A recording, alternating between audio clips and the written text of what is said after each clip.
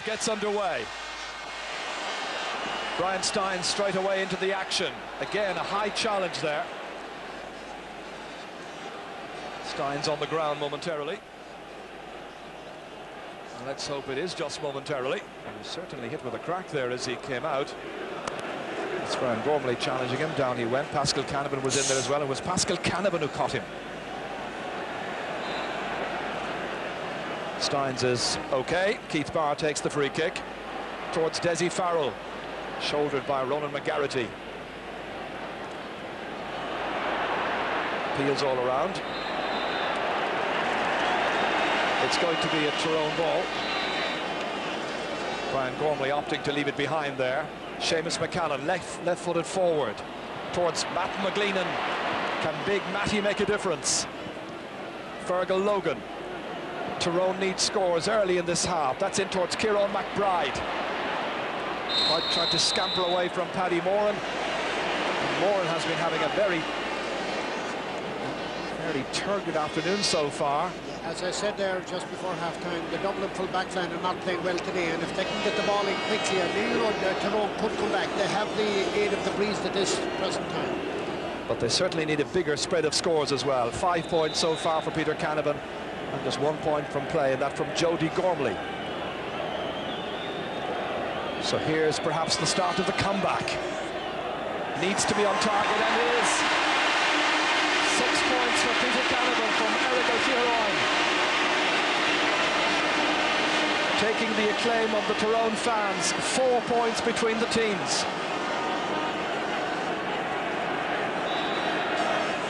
Well, Dublin, as we'll recall, made a very sleepy start to the first half. They can't now afford to allow an energised Tyrone team to creep back into them. Well taken by Paul Beelan. Good distribution back down there as far as Paul Curran. Stolen here by Brian Gormley. One of the stars of some great under-21 teams at the start of this decade. Kieran Corr knocks it in. Nicely inside for Peter Canavan. Again, Kieran Corr taking up the momentum of the attack. Back to Canavan once again. Another good-looking kick, and it's sailed between the posts and it's over the bar. And there are just 3 points and a solitary goal separating these sides. He really is an outstanding footballer. No doubt that Rory must have got to the Tyrone team inside. Yes, this was a marvellous score from Peter Canavan. He created it first, and then he got it back and banged it straight over the bar. This man is an exceptional player, and if they get more of the ball into him, and they're doing it now in the second half, they're playing the ball in good and low, and that's going to help Tyrone. So now what's going to happen? Paul Beelan touches it down towards Paul Clark. Deftly back. Paul Curran winning the free kick.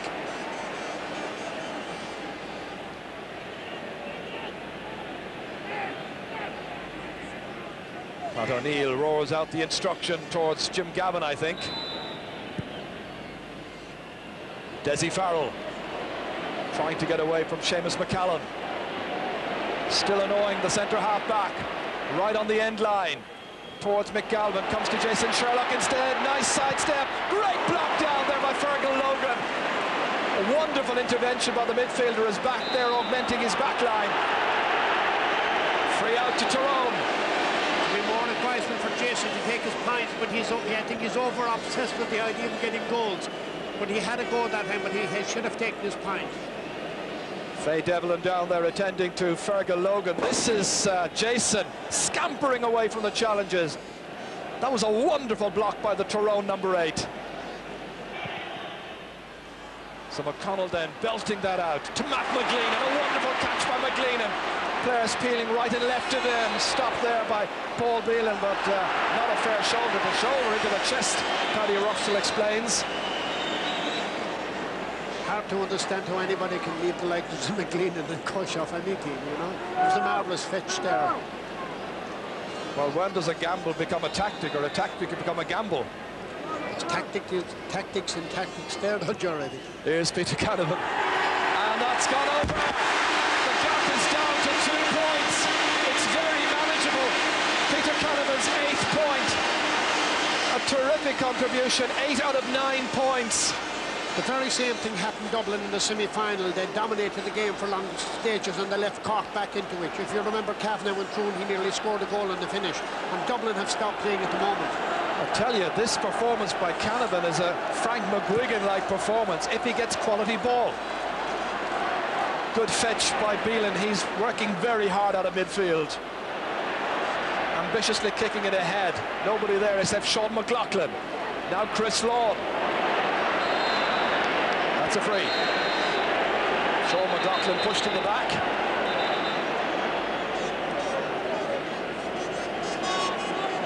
Peace restored. Play to continue.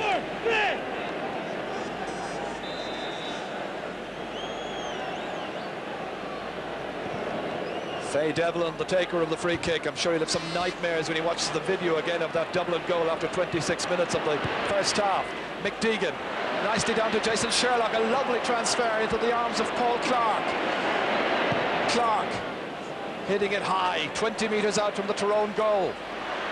Desi Farrell foraging. Good work rate by Farrell, and that's a great point.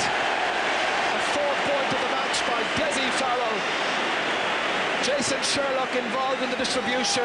A good angle kick by Paul Clark, but wonderful finishing by this man here. Yeah, Paul, he's having an exceptional game today, Farrell. He's deadly active, of course, and if he gets the ball into his hands, he rarely misses.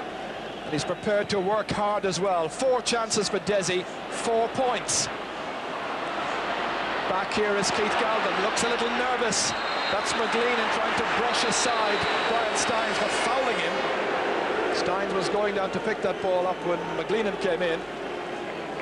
Keith Galvin is having a very, very shaky game there in the corner. There are a number of nervous players in that Dublin full back line, which Tyrone will certainly hope to exploit. Just a goal in it.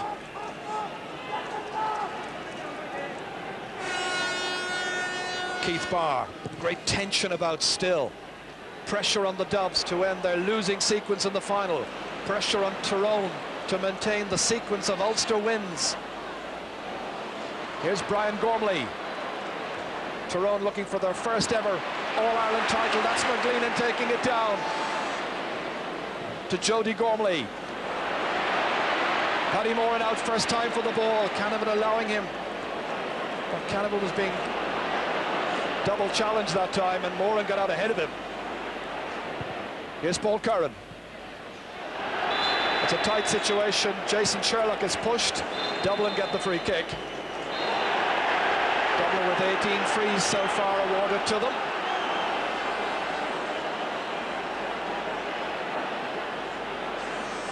And Pat O'Neill in there with some words for his players.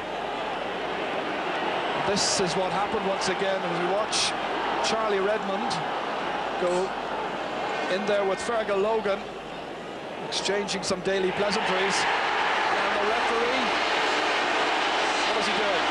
He's sending him off, I think. Charlie Redmond's being sent off. The goal scorer earlier on in the game for that headbutt there on Fergal Logan. Dublin are down to 14 men. I think that's what the referees decided. Charlie collided there initially with Fergal Logan, then an attempted headbutt. Yes, but Charlie had got the free at that stage, and there was no need whatsoever. Well, he's not sent him off, has he?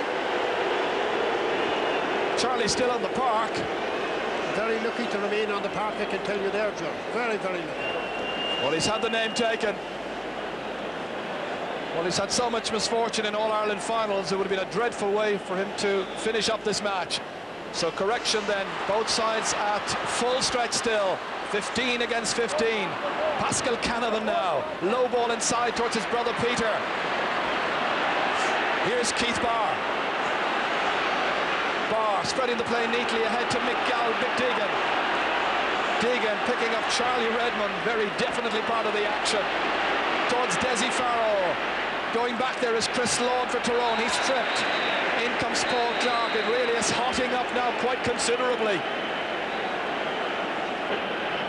This is where we watch Chris Lawn go down. The trip from Desi Farrell. That's where Paul Clark came in, and the booking resulted.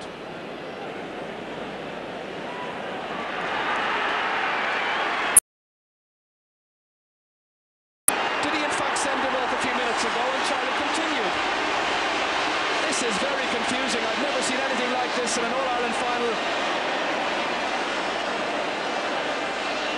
I think he has sent him off.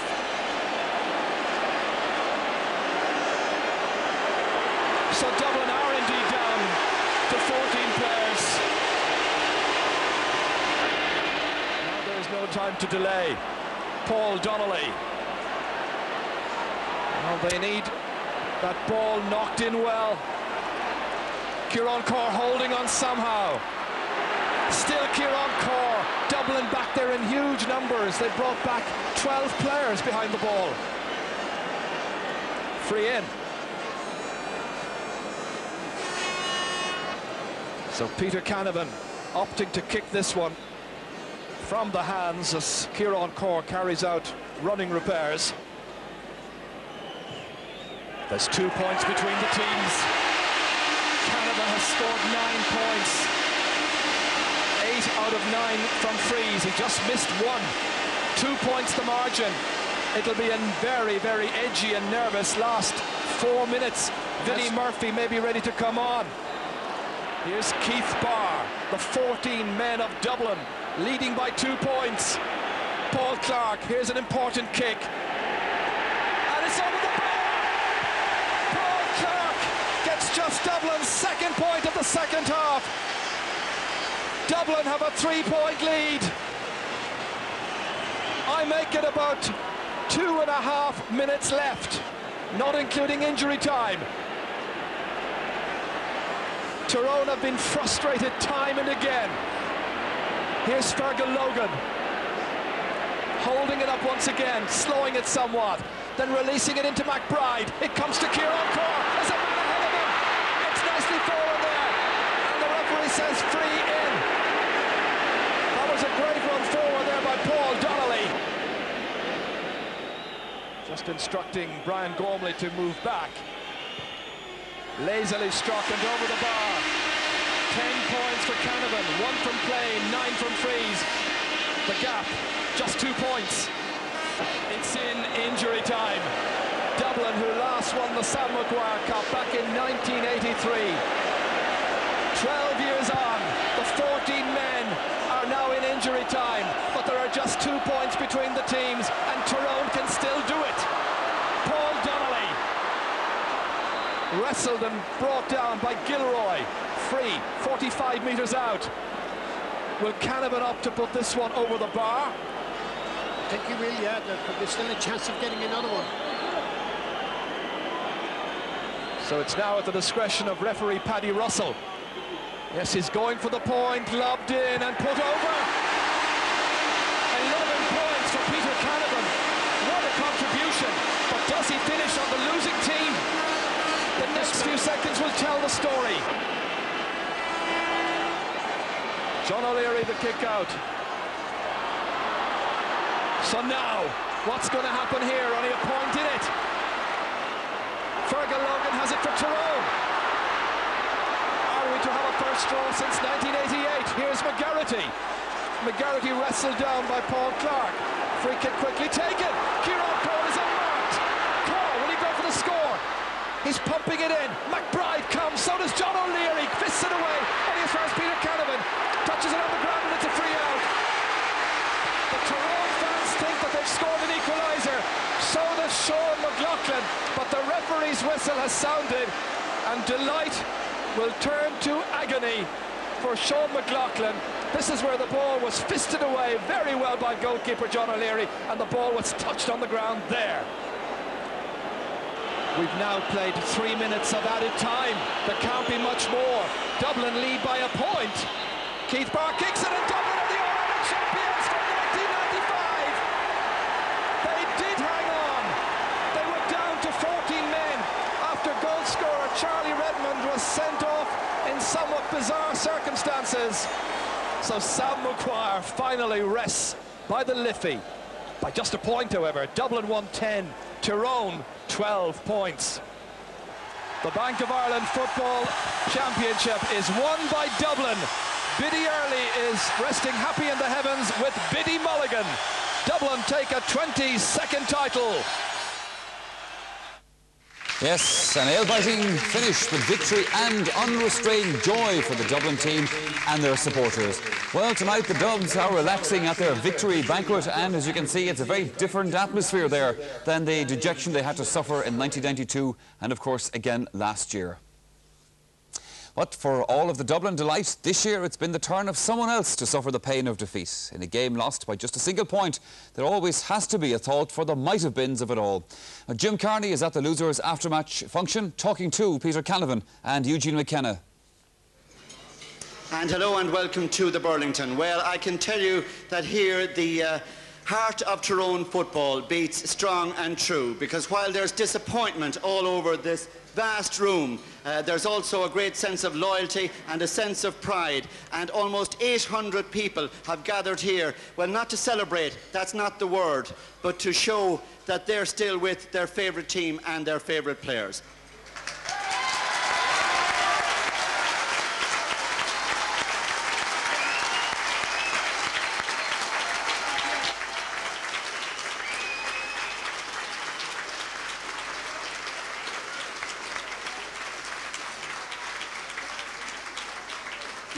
Eugene McKenna, that's a thunderous ovation. The big crowd here still think a lot of this team. I'm sure you do too. I certainly do. I was very proud of them today. Now, Eugene, your co-manager Art McGrory has decided to take the rest of the night off. I guess he has headaches after all that happened here today. But earlier on RTE Radio, he did express a lot of strong feelings about the game, about what he perceived to be a lot of time wasting during the game and a lack of football in the game. And he was also bitterly disappointed that the point that Peter set up in the end wasn't allowed. Do you share those feelings? Well, I wouldn't like it to be sour grapes, you know, but the referee probably would realise that he didn't have as good a game as he could have, and he probably won't include it in his CV application for the next All-Ireland final. But having said that, you know, it was a very disjointed second half. Anytime we got a head of steam up, Dublin were able to frustrate us, and I think their good experience probably told. And that last incident, when you might have snatched an equaliser and a second bite? Well, yes, but I suppose realistically we shouldn't have been dependent on that one. We had enough chances earlier and enough possession, but disappointing. If I could, you don't, as a manager, I'm sure, like to single out players, but we do have to take away from this All-Ireland final the memory of all those wonderful points by Peter Canavan. That's right. Peter is a remarkable talent, and he's something that the game deserves in Ireland, and he certainly is intending to stay in the game, I hope, and he's a big asset to Tyrone and to football in general. Ladies and gentlemen, Eugene McKenna. Eugene, let you finish your dinner. So as Eugene goes to finish his meal, we're joined now by Peter Canavan and by Captain Kieran Carr. Peter, if I could talk to you just before we meet Kieran. Peter, very hard luck on the result of the match, but that last incident, hours later, what do you think of it? Well, we still didn't get the point, and that's all that matters now. At the time, I'm not too sure. I thought maybe the ball was bouncing. And when Sean kicked it over, I thought the point stood, and I couldn't really believe it now when the ref had give a free out. So you were confident when you punched the ball in your mind that you were doing the right thing? That's right, yeah. And it was with the closed fist? I think it was, Jim, I think it was. Right. Now, Peter, apart from that, a great performance by you and by the lads, heroic in many ways all through. It is being said all around the room here tonight that you are significantly a younger team than most other major challengers around the country. Some people might be saying it was a fairly good performance, but I think the boys here know themselves that wasn't a great Tyrone performance. We know we're capable of much better, and I think in the years to come we'll play much better than that and maybe be more successful. Ladies and gentlemen, the peerless Peter Canavan. Kieran Carr, hard luck, hard luck. You'd love to have said a victory speech. It was John O'Leary's turn. Yeah, well, I had the speech wrote out and I had memorised in my head, but unfortunately on the day I wasn't able to perform. Looking back on the game, basically, as Peter said, we had our chances and we missed our chances at the wrong time. We should have took our chances when we had them. Second half, with 20 minutes pressure on Dublin, we didn't take our chances. You know, Peter talks about flicking the ball on for that last point. You know, before that, we should have the game over.